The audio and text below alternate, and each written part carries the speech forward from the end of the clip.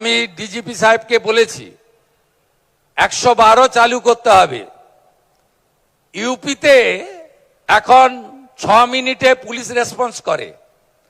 West বেঙ্গলে এখন, কলকাতায় হয়তো কুইক করেন, এখানে আপনাদের ম্যান পাওয়ার বেশি আছে, লোকজন বেশি আছে, কমিউনিকেশন ভালো আছে, মোটরসাইকেল আছে, গাড়ি আছে। কলকাতার সঙ্গে রাজ্য পুলিশকে তুলনা করলে কখনোই হবে না।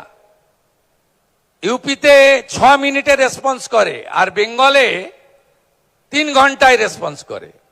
অ্যাভারেজ অ্যানালাইসিস করা হয়েছে।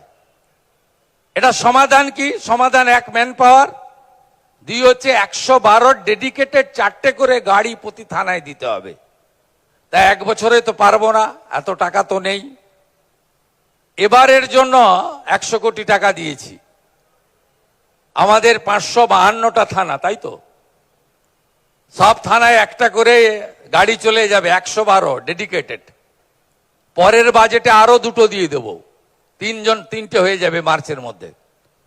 এটা আমি বলেছি মহালয়ার দিন উদ্বোধন করে দিন। 552টা গাড়ি একদিন ফ্ল্যাগ অফ মানে ব্রিগেডে করতে হবে।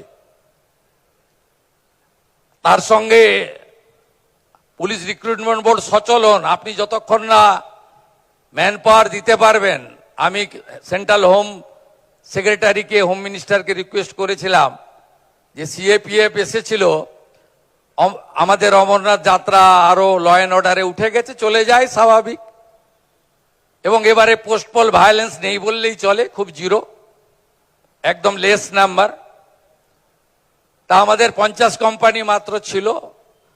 চিফ সেক্রেটারি চিঠি দিলেন, আমি রিকোয়েস্ট করলাম, আরো 50 কোম্পানি ওনারা পাঠিয়ে দিয়েছেন, আরো 50 অ্যাসিওর করেছেন। ইউনিয়ন হোম মিনিস্টার এবং ইউনিয়ন হোম সেক্রেটারির সামনে কথা হয়েছে। ইন্ডিয়ান রিজার্ভ ব্যাটালিয়ান, এই ইন্ডিয়ান রিজার্ভ ব্যাটালিয়ান আইআর, আমাদের অনেকের ধারণা ছিল এটা মনে হয় ক্লোজ হয়ে গেছে। ইউনিয়ন হোম সেক্রেটারি বলে গেছেন डीजीपी के, आप खत लिखिए, आईआर में भी हम लोग रुपया देगा, आप लोग रिक्रूट कर लीजिए।